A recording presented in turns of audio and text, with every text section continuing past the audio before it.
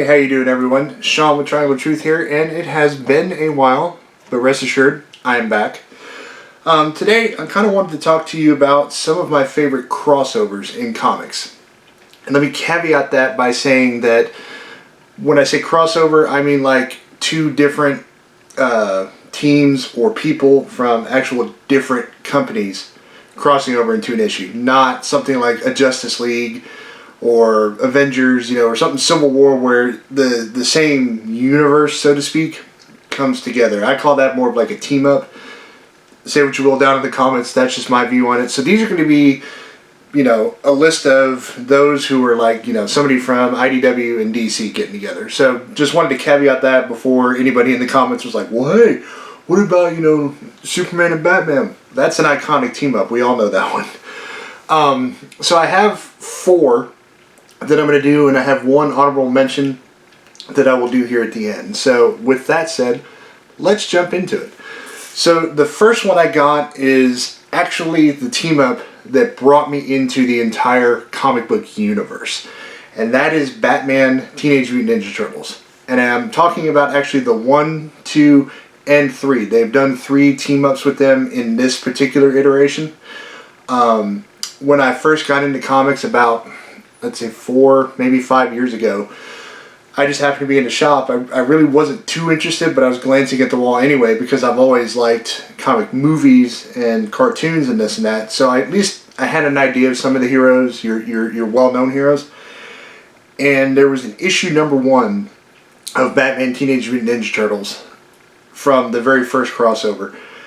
And I immediately looked at Jay and Jenna. I said, they do this kind of thing in comics? And they were like, oh yeah, all the time. And I'm like, oh my god. So I picked up that one issue and read it, and just that's literally I was done. I was hooked. I was into comics, and that's where the buying frenzy began for me. So like I said, there's 3 different storylines that they have done. Plus, as everybody knows, they did the movie, which if you haven't watched the movie, it's hilarious. You need to watch it. In my opinion, it definitely shows Shredder in a good light as far as how great of a villain he is. Not to mention how good of a fighter he is, because he is literally besting Batman for the most part in the entire movie. So definitely check that out. But definitely also check out all 3 trades from this team up. You will not be disappointed. There's a little bit of everything. There's a little bit of darkness. There's obviously some humor. And then there's just great stories. So I cannot recommend that crossover enough. The next one on my list is one that's still kind of ongoing, but it has been very, very cool to read. I'm a few issues into it now, and that is Transformers Terminator. When you think about it, it's a crossover that makes sense when you kind of start reading and see what they did.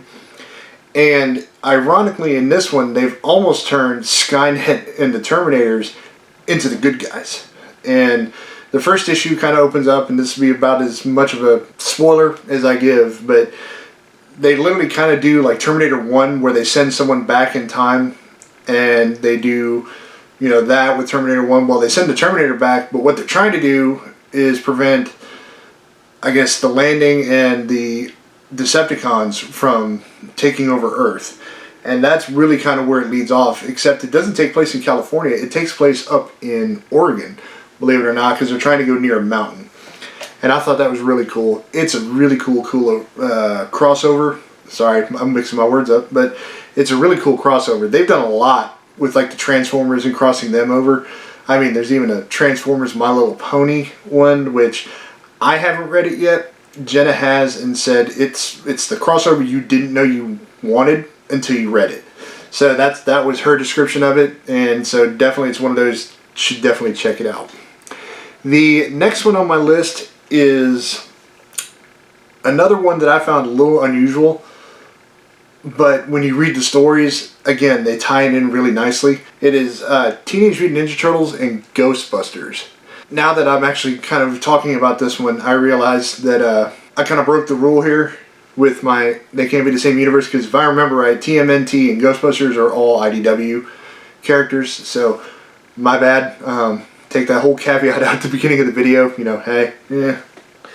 So But that said, this is definitely two different universes coming together. And again, Ghostbusters and TMNT, they've always had these great, funny storylines, but at the same time, they're extremely serious. And there's actually two crossovers that I know of so far.